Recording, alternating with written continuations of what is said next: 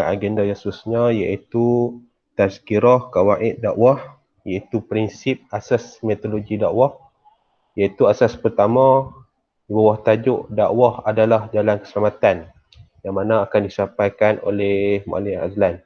Dengan segala hormatnya, silakan. Okay.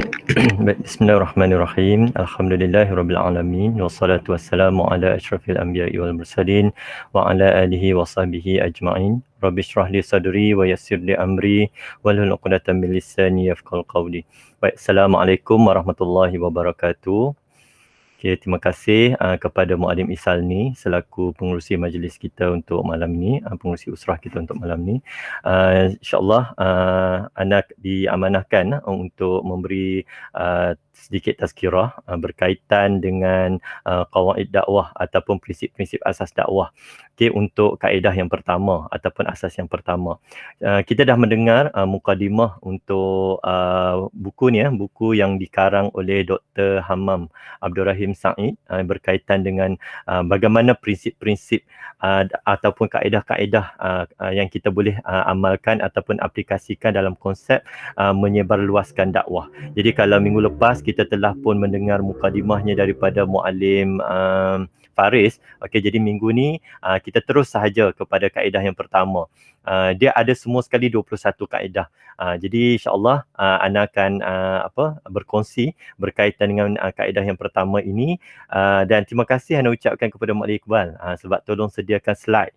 Jadi maksudnya memudahkanlah anda punya penyampaian pada malam ni. Jadi insya-Allah ana akan present slide ni. That's why ana pakai dua account, nanti ana turn off satu sebab masa present ni takut tak nampak. Okey.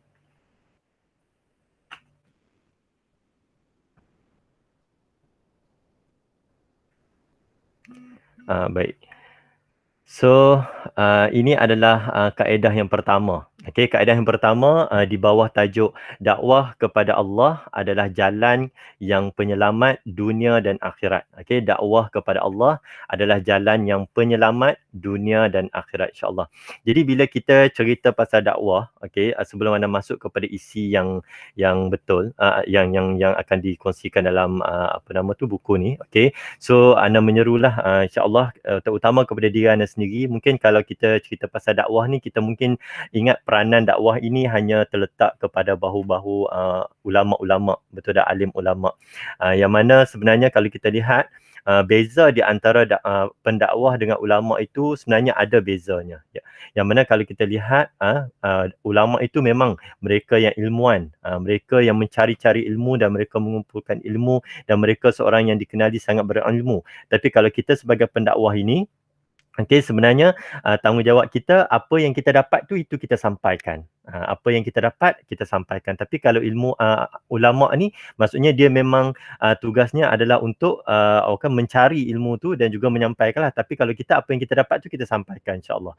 Kan. Jadi sedikit yang kita dapat, satu kita dapat, satu kita sampaikan. Satu kita dapat, satu kita sampaikan. Itu juga adalah yang dikatakan sebagai dakwah. Jadi insya-Allah kalau kita renung ayat ni sama-sama, iaitu ayat daripada surah Al-Zariyat ayat 56, yang berbunyi wama khalaqtul jinna wal insa illa liya'budun. Okey, yang mana maksudnya, dan aku tidak ciptakan jin dan manusia melainkan untuk beribadah kepadaku. Ini diambil daripada surah Al-Zariyat ayat yang ke-56. Jadi kalau kita tengok perkataan yang dibolkan di situ adalah untuk beribadah. Kita diciptakan oleh Allah Subhanahu Wa Taala, jin dan manusia ini adalah untuk beribadah kepada Allah Subhanahu Wa Taala. Jadi apa kena mengenai ibadah dengan dakwah? Okey, kalau kita lihat di sini, ibadah ini mestilah sepatutnya ibadah yang sahih ataupun ibadah yang berlandaskan kepada syariat yang betul. Jadi siapakah yang akan memimpin kita untuk melakukan ibadah yang betul ini, ibadah yang mengikut syariat yang betul ini? Di situlah peranan dakwah yang kita dapat lihat di sini. Okey, yang mana dakwah itu kalau kita lihat lagi ke bawah, okey, daripada surah Al-Baqarah pula ayat yang ke-30, dan ingatlah ketika Tuhan kamu berkata kepada malaikat, aku ingin jadikan khalifah di atas muka bumi ini. Okey, anda bacakan terjemahan dia sahaja. So, bermakna kat sini perkataan yang dibolkan pula adalah khalifah. Okey, kalau sebut khalifah ni, kita tahulah peranan khalifah ni adalah pemimpin. Okey, jadi kalau kita sebut pemimpin, pemimpin ni tak akan dikatakan sebagai pemimpin kalau dia tak ada followers. Kan tak ada pengikut. Jadi maknanya kat sini peranan kita di sini adalah kita memimpin umat manusia di muka bumi ini untuk kita mengsyiarkan agama Allah Subhanahu Wa Taala ini. Dan kalau kita kaitkan dengan ayat di atas tadi tu, maksudnya kalau kita nak memimpin manusia ini untuk menjalankan tanggungjawab beribadah kepada Allah Subhanahu Wa Taala itu dengan ibadah yang sahih dan yang sebenar-benarnya, insya-Allah. Baik. Jadi kalau kita lihat juga perkaitan di antara ibadah dan juga khalifah tu tadi, dikatakan kat sini di bawah tajuk ni sini, rasul-rasul sebagai satu nikmat daripada Allah. Kenapa? Sebab siapakah yang menjalankan tugas dakwah ini yang awal? Kan kalau bukan tergolong daripada golongan rasul-rasul. Rasul-rasul lah yang mula-mula yang diberi peranan oleh Allah Subhanahu Wa Taala untuk menyampaikan kebenaran di jalan Allah Subhanahu Wa Taala ini kepada umat manusia mengikut zaman-zaman mereka. Baik, jadi berkata Imam Ar-Razi, apakah maksud perkataan ibadah yang kerananya diciptakan jin dan manusia?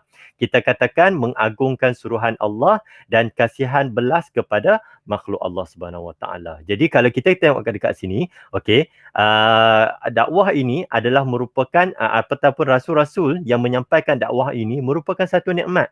Bayangkan kalau tanpa mereka, siapa yang akan membimbing kita? Siapakah yang akan membimbing kita? Maka kalau kita tidak terbimbing, bermaksud kita tidak selamat. Kan maksudnya kita menjalani kehidupan kita ini bukan kepada bukan di atas landasan yang sebenar ataupun landasan yang diredai oleh Allah Subhanahu Wa Taala. Jadi berdakwah ke jalan Allah adalah setinggi-tinggi rupa bentuk untuk mengagungkan Allah Subhanahu Wa Taala. Jadi kita diciptakan oleh Allah Subhanahu Wa Taala untuk kita beribadah kepada Allah Subhanahu Wa Taala. Jadi jalan dakwah ini merupakan satu rupa bentuk yang mana kita sebenarnya menyeru umat manusia untuk kita mengagungkan Allah Subhanahu Wa Taala. Okey, jadi sebab itulah kalau kita lihat di sini, kalau kita berdakwah ini, ingat, kita berdakwah bukan untuk manusia mengagungkan kita, tetapi untuk mengagungkan Allah Subhanahu Wa Taala. Okey, jadi berdakwah juga adalah sebagai tanda kasih sayang seorang dai kepada hamba Allah. Ini kerana tugas dakwah ialah mengeluarkan manusia daripada kegelapan jahiliah kepada cahaya Islam, iaitu dari menuju kepada neraka kepada jalan syurga. Okey, jadi sebab itulah kita kata dakwah ini adalah tanda kasih sayang. Sebab yang mana kita memperingatkan, kita membimbing, kita memimpin manusia ataupun hamba-hamba Allah yang termasuklah diri kita untuk kita keluar daripada kegelapan yang mana kita tak tahu antara yang hak dan yang batil kepada cahaya Islam, iaitu kita telah nampak jalan sebenarnya untuk menuju syurga Allah Subhanahu Wa Taala. Baik, jadi kita singkap sirah-sirah daripada Nabi yang terdahulu ataupun Rasul-Rasul yang terdahulu. Kalau kita tengok bagaimana perjuangan mereka untuk menegakkan akidah ataupun dakwah di atas jalan Allah Subhanahu Wa Taala ini, mereka bukanlah dibentangkan dengan kapet merah. Kalau kita kata kat sini, bukanlah jalan yang mereka telusuri itu satu jalan yang mudah, tapi sebenarnya pelbagai onak ranjau cabaran yang mereka lalui sebenarnya. Okey, demi untuk menyampaikan seruan Allah Subhanahu Wa Taala. Para anbiya dan rasul Allah telah beriltizam. Maksudnya mereka telah menanamkan kesungguhan untuk mematuhi arahan Allah dalam menyampaikan dakwah dan menjaga hadaf dari penciptaan manusia ini. Jadi setiap rasul, kalau kita lihat dan kita baca, kalau kita selami betul-betul sirah mereka, mereka memang bersungguh-sungguh mengajak manusia kepada penyelamat ini. Kan demi nak menyelamatkan manusia-manusia ataupun hamba Allah pada zaman mereka. Jadi kalau dicontohkan dekat sini, kisah Nabi Nuh, kisah Nuh yang dirakamkan dalam surah Yunus ayat yang ke-73. Bagaimana kalau kita lihat Nuh ni, kan Nabi Nuh yang mana dia berdakwah sehingga ratusan tahun. Dikatakan hampir 900 tahun, tetapi yang mengikut ajarannya tak sampai 90 orang pun. Jadi 80 orang lebih. Bayangkan kalau kita lihat dan bagaimana dia punya kesungguhan dekat situ dan juga cabaran yang dia lalui. Kisah Hud yang dirakamkan dalam surah Hud sendiri. Jadi kalau kita tengok surah Hud, banyak merakamkan kisah-kisah Nabi dan Rasul ni. Kisah Hud. Hud ni dia kaum Ad.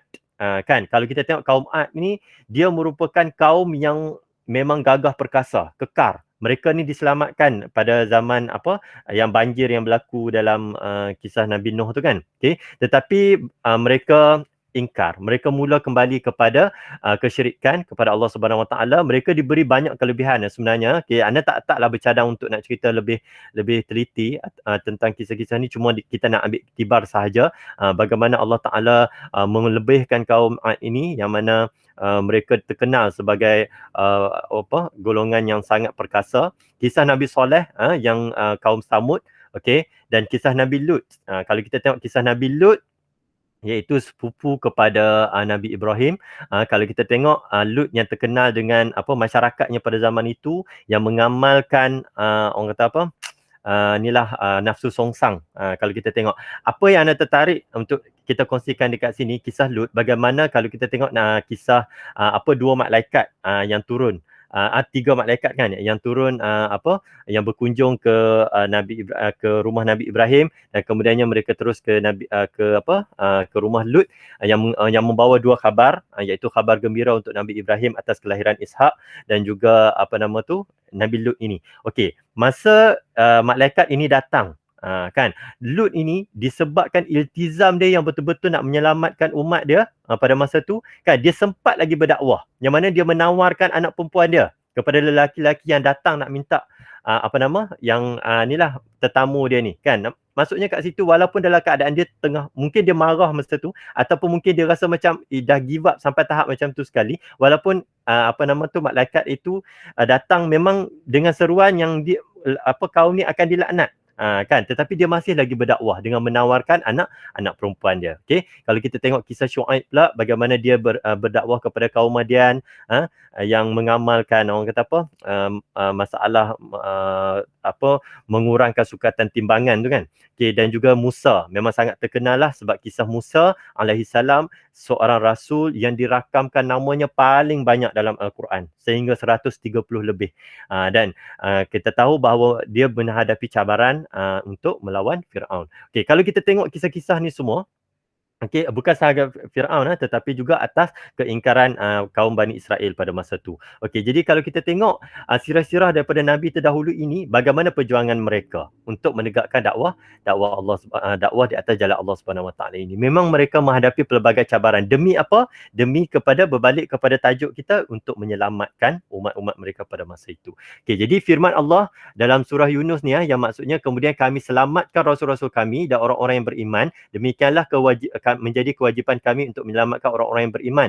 Maka selamatnya orang-orang mukmin yang menyeru ke jalan Allah adalah benar disebabkan janji dan hukum Allah. Sebab itulah kita jangan takut untuk berada di atas jalan dakwah. Sebab apa? Sebab Allah memang dah menjanjikan yang mana mereka yang benar ini, mereka yang menyebarkan kebenaran ini, yang menjalankan dakwah ini akan diselamatkan. Seperti mana yang kita lihatlah, Nuh diselamatkan, Hud, Soleh, Lut, Syuaib, Musa ini diselamatkan daripada azab yang ditimpakan kepada umat-umat mereka yang ingkar. Okey, baik. Jadi tidak ada kerugian dalam dakwah ini. Sebenarnya tidak ada kerugian dalam dakwah.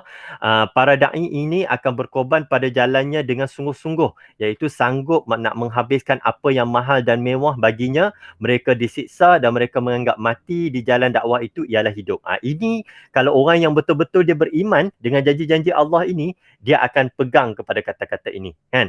Jadi kalau kita mungkin boleh singkapkan kisah seorang sahabat Nabi, yang kalau kita nak tengok ayat ni lah kan, mungkin antaranya banyak kisah sahabat Nabi yang betul-betul masyhur yang berkaitan dengan kisah pengorbanan mereka di jalan dakwah Allah Subhanahu Wa Taala ini. Tetapi yang mungkin yang boleh dikongsikan di sini adalah kisah Mus'ab bin Umair. Kan, kisah Mus'ab bin Umair, yang mana kalau kita tahu Mus'ab bin Umair ini dia merupakan seorang anak bangsawan. Dia sangat kaya, ataupun kita kata dia hidup dia dilimpahi dengan kemewahan sebelum dia masuk Islam. Jadi dia antara pemuda yang kalau kita tengok zaman-zaman dulu, kalau golongan bangsawan ni mereka terkenal lah dengan kemewahan hidup mereka, tapi dia antara yang awal menyahut seruan dakwah Rasulullah SAW ini, yang mana dia menganut agama Islam tapi tidak mendapat keredaan daripada ibu bapa dia, kan. Jadi Ana singkatkan cerita sebab kisah dia agak panjang. Ana singkatkan cerita bila mana dia mendapat penentangan daripada keluarga dia dan keluarga dia telah sehingga menghalau dia daripada rumah dan semua kemewahan-kemewahan dia dahulu. Yang dia seorang anak bangsawan yang kalau kita lihat pakaiannya pun pakaian yang mewah dan dia dilimpahi dengan harta yang pelbagai, tetapi dia sanggup tinggalkan benda tu. Kerana menyahut seruan kebenaran dalam agama Islam itu, kan. Dan kalau kita tengok dia syahid pada perang Uhud. Dia syahid pada perang Uhud dan syahidnya pun sangat-sangatlah tragis yang mana dia diberikan amanah untuk memegang panji pada masa itu dan dia telah ditebas tangan dia oleh kaum kafir pada masa itu, kan, tangan kanannya. Lalu dia memegang panji itu di tangan kiri dia dan ditebas tangan kiri dia dan dia memegang dia sambut panji itu dengan tangan dia yang kudung tu. Okey. Baik. Okey, dan itulah tamat riwayat dia bila dia dilemparkan tombak sehingga dia meninggal. Dan masa dia meninggal tu pun sayu jugalah, kan. Apa? Sekejap .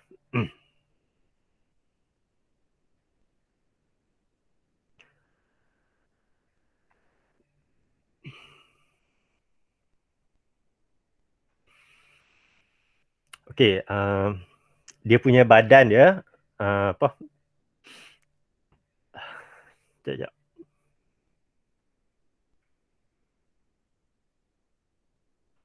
Boleh. Okey, sekejap.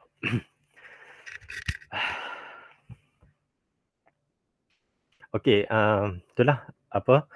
Sehingga kepakaian dia tak dapat nak menyelimuti dia punya jenazah lah, kan. Bila kepala, kaki dia terbuka dan bila kaki dia, kepala dia pula terbuka, kan. Sehingga diputuskan untuk tutup dia punya kepala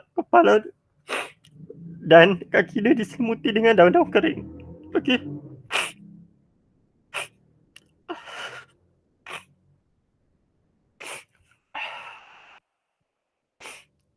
Okey.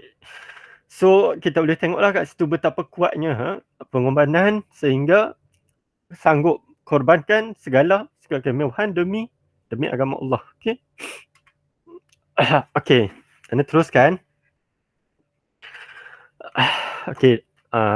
Okey, dakwah Nabi Muhammad sallallahu alaihi wasallam merupakan keamanan kepada manusia. Kan kalau kita tengok daripada hadis yang dikongsikan ni, ada 3 hadis. Okey, 2 diriwayatkan oleh Muslim dan 1 oleh Bukhari. Okey. Sabda Nabi sallallahu alaihi wasallam, tidak akan berlaku kiamat kecuali manusia pada masa itu semua jahat-jahat. Jadi sebenarnya kita nak selamatkan, nak menyelamatkan manusia ni daripada jatuh dalam fitnah daripada hadis ni, kan. Sebab tu dakwah itu disebar luaskan supaya kita tidak tergolong. Hadis ni berkaitan dengan hadis yang kedua tu, iaitu tidak akan berlaku hari kiamat selagi ada orang yang berkata Allah. Jadi maksudnya ada kalimah Allah yang disebut. Dan yang ketiganya, Nabi SAW, orang-orang yang soleh ni dimatikan oleh Allah seorang demi seorang dan yang tinggal hanyalah sisa-sisa yang tak bernilai. Sebagaimana saki-baki, tamar yang rosak ataupun bali yang langsung tidak dihiraukan oleh Allah Subhanahu Wa Taala. Jadi kalau kita ambil iktibar daripada hadis yang disampaikan ini, okey, yang mana hadis yang berkaitan dengan umat akhir zaman. Umat akhir zaman ni, okey, sehinggalah kalau kita tengok dakwah itu dia makin lama dia akan makin terpadam. Sebenarnya kalau kita tidak menguatkan dia, dan kalau kita tengok yang mana kalau dakwah itu makin terpadam sehingga orang tidak lagi menyebut nama Allah, ataupun kalau kita tengok tidak tersisa lagi alim ulama ataupun mereka-mereka yang menegakkan kalimat Allah Subhanahu Wa Taala ini, maka di situ akan berlakulah dekatnya kita dengan hari kiamat ini. Okey. Baik, jadi perakhiran untuk para dai. Kalau kita tengok sesungguhnya Allah mengirimkan perutusan satu angin dari Yaman di mana angin ini sangat lembut.